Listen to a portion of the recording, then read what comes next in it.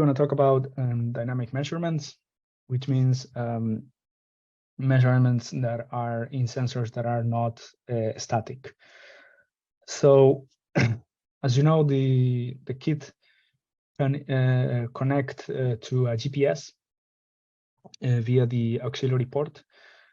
This auxiliary port is what we use generally to connect to other sensors, and we consider the GPS another sensor, only that it gives us position and not a environmental metric. And the readings that the GPS gives us is the lat long in degrees, the altitude, the horizontal speed, and 3 indicators of the quality that we're getting from the position. So the concept of fixed quality being the quality of the position that we're getting, how much we estimate that the position that we get in terms of how diluted is horizontally, and how many satellites are responding to our GPS requests. So, sorry, just to be clear, the GPS fixed quality is a standard that indicates that the quality is good when the fixed quality is 3. Otherwise, it's not reliable, especially if it's 0, meaning that we are not located at all. So we don't know where we are, and we just simply don't get any signal from any other satellite. So we have a 0 quality. If we have good certainty of where we are, then we have 3. And all of these readings, of course, you will have them on your data sets for if you use the sensors or the smart citizen one. So just to understand a little bit what the GPS is, so it has this connector that is where we connect to the smart citizen kit. By the way, the GPS is the same for all the units. So water units or air quality units all share the same electronics device. So all of them connect the same way, and all of them have the same standard. So the connector to the SDK is here to the left.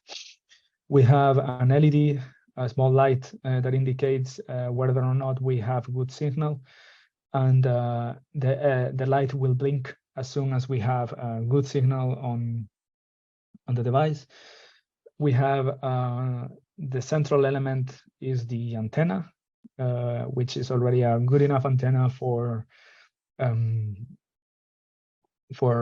well, in general, for accurate readings. And then in case that we want to use or that we want to put the GPS in an enclosure that is covered and that doesn't have very good satellite visibility, we have also an external connector that is connected here onto this little standard UFL connector, which, by the way, is super delicate, and it has a rating of roughly 10 to 20 connections. So if you plug it and unplug it many times, very likely it will break. So it's better to not to just connect it once and do not touch it.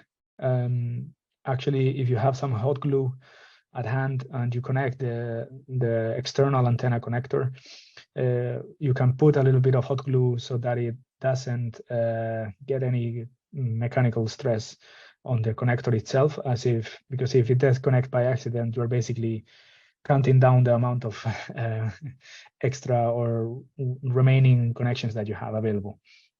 Just so you know, this is how it looks, the antenna connector on the other end. And this, for reference, is roughly 1 or 2 millimeters of size. So it's kind of a delicate connector. And of course, we already provided them assembled and secured for MINKE. But in case that you come along with other GPS, well, this is how it should be handled.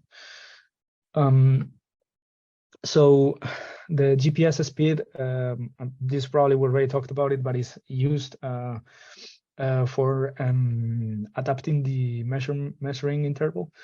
So whenever you're moving with the sensors and the GPS horizontal speed is higher than 5 meters per second, then the sensors will start, or the device will start adapting the recording interval to 5 seconds. So we will, instead of reading every minute, we will start reading every 5 seconds. This can also be adapted, and of course you can change that on the configuration. And the data, but we basically do that as a default because we think that data storage in this case is mostly for free, and it doesn't damage anyone to capture more data, as well as it will be giving you more representativity both in spatial and temporal resolution if you have a higher sampling interval. Important to know is that when you leave the hotspot in which you have configured the Wi-Fi, and the smart citizen doesn't see that hotspot anymore, the data will be stored in what we call the flash memory, which is an additional memory that the kit has beyond that one, the one of the SD card.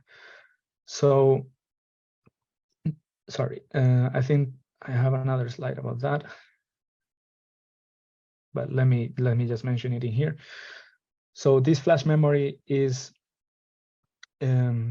capable of storing data for up to a month, and it works on a rotating scheme, meaning that if you are storing data in the flash memory for a month, and then after that the memory is full, the new data that comes in will replace the oldest data. So the data that it was there in the first place will be little by little be replaced, and it will be lost unless it's saved onto the SD card or onto the network. There is no need to worry about this because basically the kit, the device already does that. So whenever it takes a reading, it will store the data on the flash memory, and then it will copy that data from the flash memory to the SD card, or it will publish it via Wi-Fi. So if the Wi-Fi disappears for whatever reason, being because you are on a mobile device and you are moving away from Wi-Fi, or because the Wi-Fi simply goes out or someone turns it off, then the data will be still on the flash memory itself and can be recovered to the network or to the SD card or both. And this process doesn't involve taking out the SD card or anything. It simply needs command line command that can be sent to the device and then published directly. And more details will come in further slides as well. So coming back to antennas and GPS.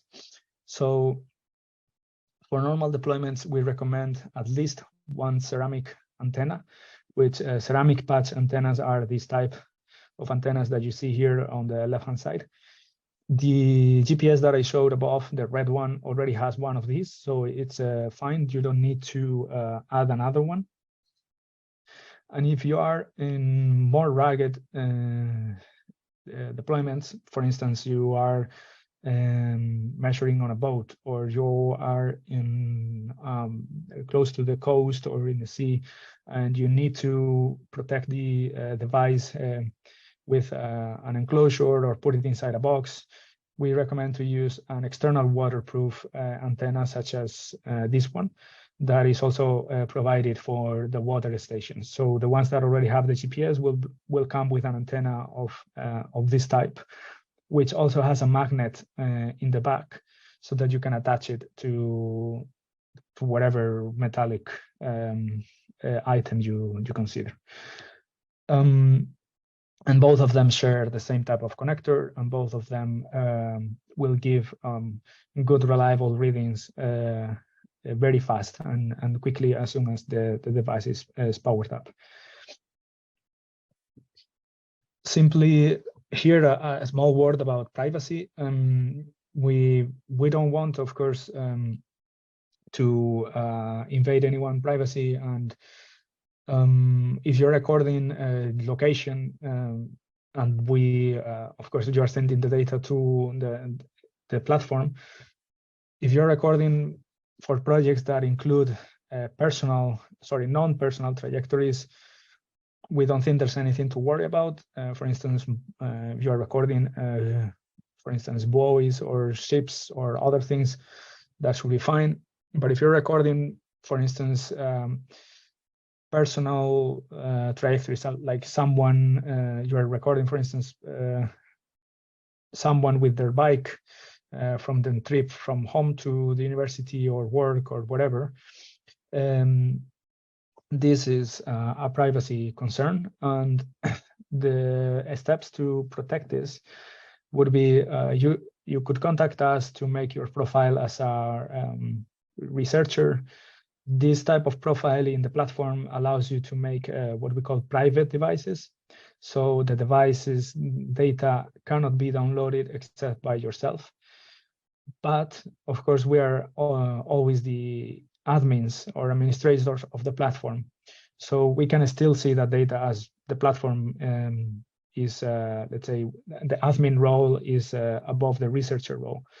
So if you don't want to have any privacy concern at all, you should eliminate all the references on the profile, or even using a throwaway email, or make the data private or not store it on the platform, because all those that location that is captured by the GPS, if there's a GPS attached, of course, poses a privacy concern.